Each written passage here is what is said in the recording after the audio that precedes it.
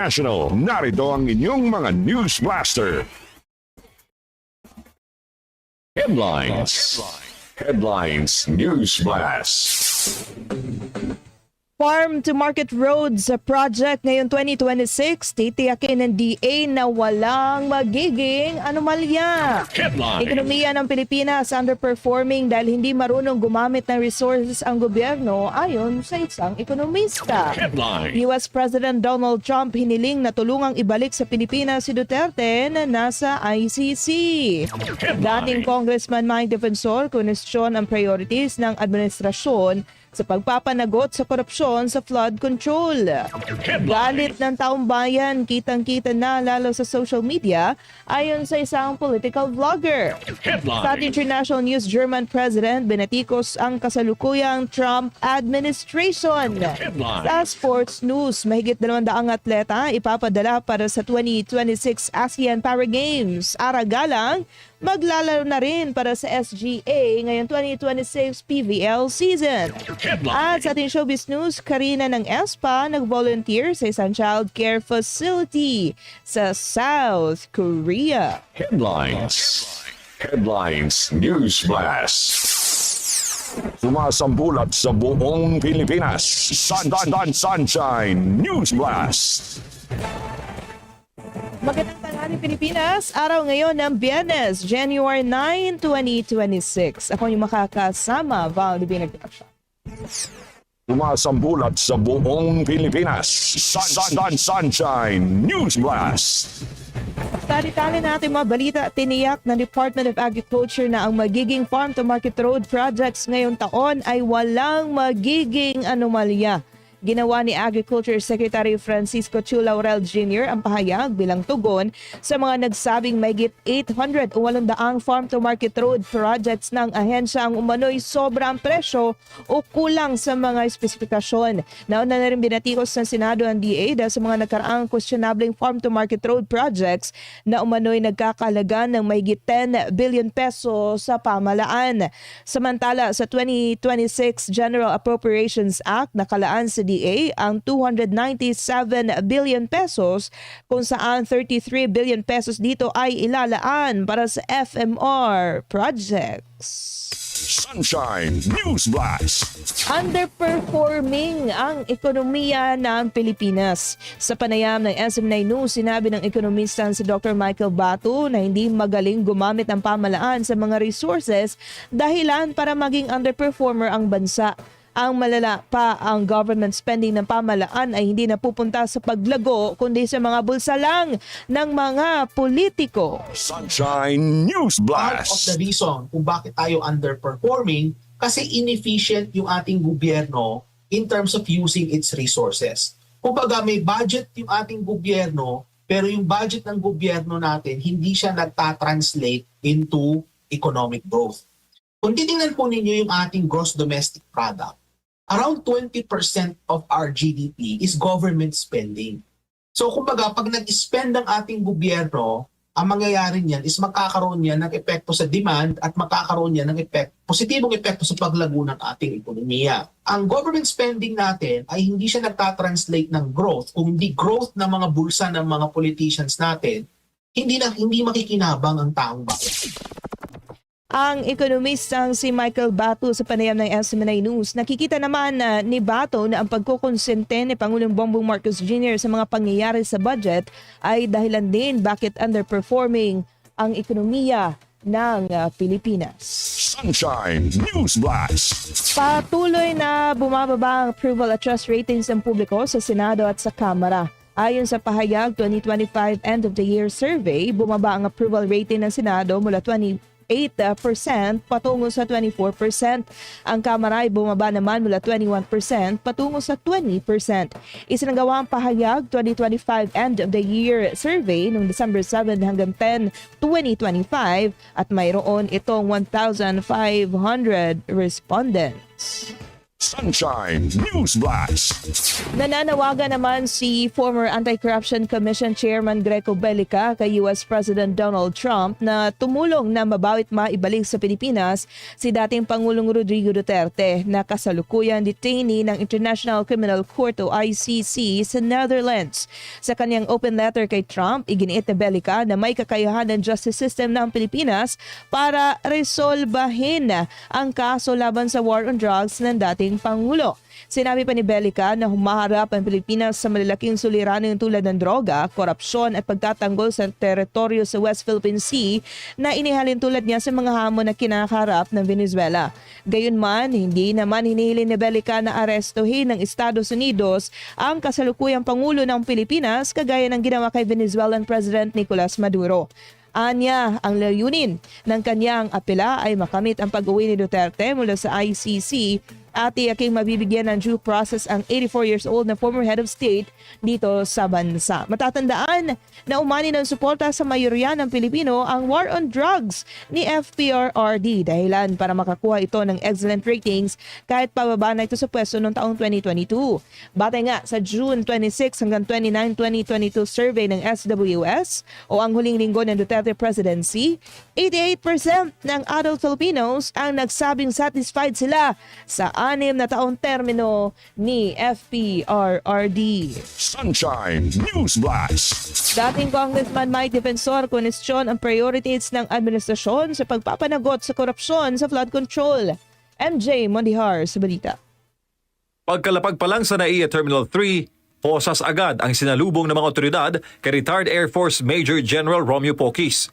Nahaharap si Poquis sa kasong inciting to sedition dahil sa mga puna nito sa isyu ng korupsyon sa Marcos Jr. government. Agad namang nakapagpiyansa si Poquis noong January 5 dahil bailable ang kanyang kaso. Ngunit para kay dating Congressman Mike Defensor, tila maling tao ang pinagbubuntanan ng galit ng pamahalaan. Itong tao na nagiging kritikal, nagtatanong, nagsasalita, kini-question yung mga nangyayari, ang inyong kakasuhan at pupusasan nyo. Nagugat ang kaso ng dating general sa umunoy panawagan nito sa Armed Forces of the Philippines na ma-withdraw ng suporta sa gobyerno. Sa isang pahayag, iginiit ng AFP na legal ang pag-aresto kay Poquis at ito'y naaayon sa rule of law. Ayon sa AFP, bagamat ginagarantiyahan ng saligang batas ang freedom of expression, may hangganan raw ang karapatang ito, lalo na kung may panawagan na maaaring magdulot ng kaguluhan o paglabag sa batas. Pero para kay Defensor, hindi ang legalidad ng pag-aresto ang pangunahing issue, kundi bakit mas mabilis ang aksyon laban sa mga kritiko kaysa hulihin ang mga totoong mastermind sa flood control anomaly. Ako kahit hindi sundalo, naramdaman ko to, bakit gagawin mo sa isang general yun na nagserbisyo sa gobyerno, nagsakripisyo, nagbigay ng magandang serbisyo sa ating bansa, tapos nagsasalita lang at nagtatanong, sabihin mo na nga, na-critical siya sa gobyerno, sinasabi niya, magnanakaw ang mga nasa gobyerno. Ikukulong mo, general, na ipapahiya mo, ang gusto mo talaga ipakita sa airport pa lang, sasalubugin mo, pupusasan ninyo? Giit pa ng dating congressman, sa halip na habulin ng mga personalidad na makasasagot sa anomalya ay iba ang kinakasuhan ng Estado. Bilyong-bilyong piso ang sangkot sa mga substandard at ghost flood control projects na siyang dahilan ng matitinding pagbaha sa maraming lugar sa bansa nitong nakaraang taon. Sa loob ng termino ni dating Public Works Secretary Manny Bonoan ang mga kwestiyonableng proyekto. Unahin na natin, si Secretary Manny Binuan, agency niya yung pinag-uusapan sa flood control corruption, pinakawalan. Yung mga contractor, sinabi lang nun, may 67. May kinasuhan ba? Wala. Hindi naman naniniwala ang dating kongresista na magkakaroon ng hustisya ang anomalya dahil hindi pinatatawag ang mga taong may personal knowledge sa issue. Sa halip, hanggang kay dating Congressman Zaldico na lamang hihinto ang investigasyon na ilalaglag bilang mastermind sa flood control anomaly. Kasama sila Executive Secretary Bersamin, itinuro ni Yusek Bernardo, itinuro si Secretary Aminda Pangandaman, nasaan? Nasa laya, walang kaso. Diba? Ito yung mga halimbawa na kung bakit nagagalit yung tao. Para sa Diyos, sa Pilipinas kung mahal, MJ Mondiha, SMNI News. Sunshine News Blast. Senator Amy Marcos nagtaka kung bakit mga senador ang punteriya sa flood control anomaly. Si Troy Gomez sa report. Nagugat ang pahayag ni Senadora Amy Marcos matapos niyang ihayag na may nalalaman na umano siyang draft ng mga kasong inaasang ihain sa darating na Enero 15 kaugnay ng mga flood control projects. Ayon kay Marcos, kabilang sa mga pinangalanan sa nasabing draft sina Senador Joel Villanueva at Jinggoy Estrada na kapwa niya kasamahan sa minority bloc. Gayon din ang dating senador na si Bong Revilla. Hindi na natin maintindihan ang sistema ngayon kasi biglang sinasabi na, biglang nauuna yung warrant, di ko alam. Pero alam ko na pinagmamalaki na kompleto na daw yung ebidensya at pwede na daw i-file. Ngunit tanong ng senadora, bakit umanong mga senador ang tila nagiging sentro ng kaso kung ang pinagbula naman anya ng mga flood control projects ay nasa Kamara de Representantes. Binanggit ng senadora ang alias na Bonjing na ayon sa kanya ay tumutukoy sa kanyang pinsan na si dating House Speaker Martin Romualdez. Bakit naman ganito lahat ng senador? Akala ko yung flood control ang pinagmulan doon sa Kongreso at sa Speaker's Office, sa small BICAM. Bakit nauwi sa Senado? Parang sobrang diversion na to. Git ng senadora, tila na ililihis umano ang tunay na usapin sa mga maanumalyang flood control projects upang mailayo sa pananagutan ang mga anyay mas mataas na opisyal. Dagdag pa niya na maging ang Senate Blue Ribbon Committee na nagsasagawa ng investigasyon sa usapin ay umunoy may mga limitasyon sa sinisiyasat. Pero sa totoo lang, nag-give up na ako dito sa flood control investigation. Mula nung tinanggal si Senator Marcoleta, pinipigil naman kami talaga na wag aakyat hanggang sa mabababang posisyon lamang ng DPWH, hanggang sa mga kontratistang pinag-utusan. Mga big time, ayaw banggitin, pinagbabawalan kami. Pinunari ng senadora ang anyay selective na pagbanggit at pagtatanggol sa ilang personalidad sa gitna ng mga investigasyon. Sa Blue Ribbon pa lang pinipigilan na kami. Mas lalo sa ICI, nag-resign na lahat ng member, wala pang lumalabas. Katakot-takot na listahan na at testimonya na. Wala pa rin. Pag tinanong, sinasabi si Speaker daw, si Bonjing. Nako, sabi si Speaker daw, hindi daw guilty. Pagkatapos, hindi binabanggit. Para sa Diyos at sa Pilipinas kung mahal, Troy Gomez nag-uulat, SMNI News. Sunshine News Blast. Hindi na maipagkakaila ang galit ng taong bayan sa kasulukuyang administrasyon. Sa panayam ng SMNI News sa political vlogger na si Boss Dada, sinabi niyang kitang-kita ang galit ng mga tao sa social media. Ito'y kahit marami ng ginawang investment ang gobyerno para lang ma-boost ang kanilang reputasyon. Sunshine News Ayon Blast. sa mga nakikita ko, mukhang talagang galit na galit na. Nag-manifest naman yan doon sa survey ni BBM lately. Puro negative na partner So, hindi ba? Kahit na ang dami na ng pera na kanilang in-spend. Ang bayad sa mga vloggers na hindi naman dati na nagpupolitika. Sa media na alam natin na may kinikilingan talaga. Sa dami ng perang pinaiikot nila para sa propaganda nila, makikita mo hindi pa rin umaangat yung survey.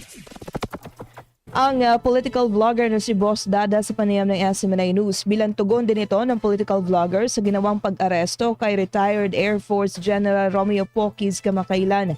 Mabuti na lang at pinayagan makapagpiyansa si Poquis.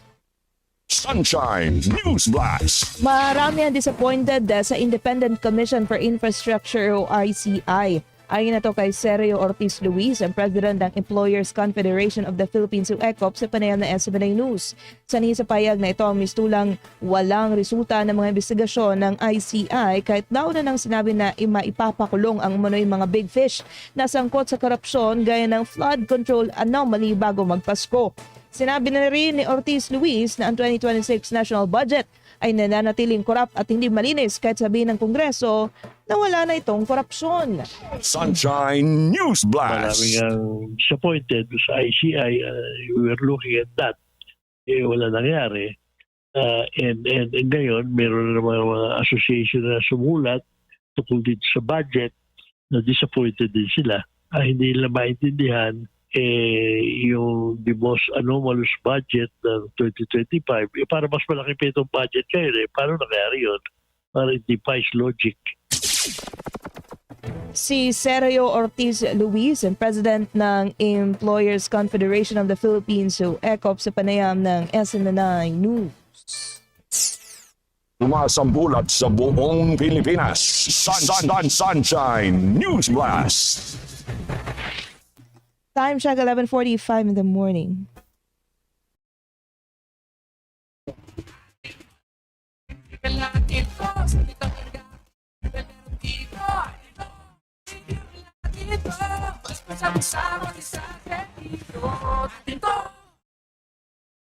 Handa ka na ba? Ang programang magdadala ng tulong, aksyon at solusyon. Serbisyong Agila para sa bayan. Sa pangunguna ni Kuya Jensen, Zen Turturica at Attorney Mark Tolentino, ihahatid ang tunay na serbisyong may malasakit, direkta sa tao, direkta sa bayan. Simulan January 10 tuwing Sabado, alas 10 hanggang alas 11 ng umaga. Dito lamang sa DZAR 1026 SMNR Radio YouTube channel. Serbisyong Agila para sa bayan. Tulong, aksyon, solusyon. Sunshine News Blast. Muling nagbabalik ang Sunshine News Blast. Kumpeskado ang 8 sasakyang pinaghihinalaang pagmamay-ari o konektado kay dating Ako Bicol Party List Representative Zaldico at ng kanyang asawa. Kasunod ito ng ginawang operasyon ng Bureau of Customs, Philippine National Police Highway Patrol Group, Southern Police District at Independent Commission for Infrastructure sa parking lot ng isang kondominium sa Bonifacio Global City, Taguig City, Huwebes ng gabi. Ang mga luxury vehicle ay pinaghihinalaang illegal na nag-i-import papasok ng bansa kaya na-issuean nito ng warrant of seizure and detention. 8 sa mga luxury vehicle ay dinala muna sa ICI dahil wala pa mapaglalagyan sa Bureau of Customs, habang ang mga sasakyan na hindi covered ng search warrant ay dinala sa Highway Patrol Group, pero ito ay pinaghihinalaang may mga violation. Ilan sa luxury vehicle na na-recover ay ang Rolls-Royce, Lexus at Cadillac Escalade na milyong-milyong piso ang kabuuang halaga. Sunshine News Blast. Iniling ng mga defense team ng kontratistang si Sara Diskayat ng 8 opisyal ng Department of Public Works and Highways na ibasura ang mga kaso at ipawalang bisa ang mga warrant of arrest na inalabas laban sa kanila ng mga kliyente. Kaugnay ito ng umano'y 96.5 million pesos na Ghost Flood Control Project sa Davao Occidental. Pinanatili nila ang umano'y malversation ay naganap sa Jose Abad Santos, Davao Occidental, kaya dapat dinggin ito ng RTC Branch 20 sa Malita. Noong December 19, 2025, inilipat ang mga kaso sa RTC ng Lapu-Lapu City, Cebu na naglabas ng mga warrant of arrest at nag-utos sa pagkakadetain ng mga akusado sa pasilidad ng Bureau of Jail Management and Penology doon. Matatandang nag-ugat ang mga kaso sa umano'y hindi pagpapatupad ng isang flood control project sa Jose Abad Santos, Davao Occidental na sinasabing pinondohan nga ng 96.5 million pesos mula sa pondo ng bayan. Sunshine News Blast. Ombudsman Rimulya nagbabala sa pagpapakalat ng maling impormasyon ukol sa kanyang kondisyon. Si Sheena Torno sa report. Usap-usapan sa social media nitong mga nakarang araw ang impormasyon na isinugod umano sa isang pagamutan si Ombudsman Jesus Crispin Rimulya. Umani ito ng samot-saring reaksyon kung saan may ilang natuwa habang iba naman ay nagalit. Tila pinagpestahan ng impormasyong ito na ayon sa Office of the Ombudsman ay fake news. Sa kauna-unahang press conference ni Rimulya ngayong taon, nilinaw niya na nasa maayos siyang kondisyon. I think I'm okay. I work out every day. I sleep early. I wake up early. Well, siyempre, ano yun idle minds are devil's workshop. Hindi naman okay naman ako. Ngunit hindi anya nito palalampasin ang mga nagpapakalat ng maling impormasyon hinggil sa kanyang kalusugan. Sa katunayan, pinaiimbestigahan na niya sa National Bureau of Investigation o NBI para tukuyin kung sinong nasa likod dito upang masampulan. Para kay Rimulya, ang pagpapakalat ng maling impormasyon laban sa kanya ay isaan niyang political propaganda. We've reached the limit of cyber libel. Tignan natin kung saan pupunta. And sometime, you really have to extract justice from people. Hindi mo talaga pwedeng pabayaan na lang. There's really an orchestrated campaign. I don't know for what purpose, pero tingin ko, it's part of the propaganda machine of some political parties. Para sa Diyos at sa Pilipinas kung mahal. Ito si Sheena Torno, SMNI News. Sumasambulat sa buong Pilipinas. Sunshine News Blast. International News Blast. Sa ating international news, binatikos ni German President Frank-Walter Steinmeier ang foreign policy ng Estados Unidos sa ilalim ni Pangulong Donald Trump. Anya, mistulang sinisira ng Estados Unidos ang pandaigdigang kaayusan dahil sa kanilang mga ginagawa. Halimbawa, narito ang ilegal na pag-aresto kay Venezuelan President Nicolas Maduro kamakailan. Samantala, sa isang survey sa Germany noong Webes, January 8, 2026, ipinakita rito na 76% ng mga German ay nagsasabing hindi na dapat pagkatiwalaan ang Estados Unidos. Tanging 15% lamang ang naniniwalang maaari pang pagkatiwalaan ng Germany ang Estados Unidos. Sports News Blast. Magpapadala ang Pilipinas ng 216 na atleta para sa ASEAN Para Games na gaganapin mula January 20 hanggang 26, 2026 sa Nakhon Ratchasima, Thailand. Piniling flag bearer ng Pilipinas sa opening ceremony si wheelchair racer Gerald Magliwan na lumahok na sa Paralympic Games noong 2024 sa Paris, France, 2016 sa Rio de Janeiro, Brazil at 2020 sa Tokyo, Japan. Sa 19 na sports na nakatakda sa palaro, hindi lalahok ang mga Pilipino sa blind football, wheelchair tennis at wheelchair shooting. Aalis naman ang mga atleta sa tatlong batch, dalawa sa January 15 at isa sa January 16. Samantala, nasa Strong Group Athletics o SGA na rin ang dating opposite hitter ng disbanded Cheritigo Crossovers na si Ara Galang.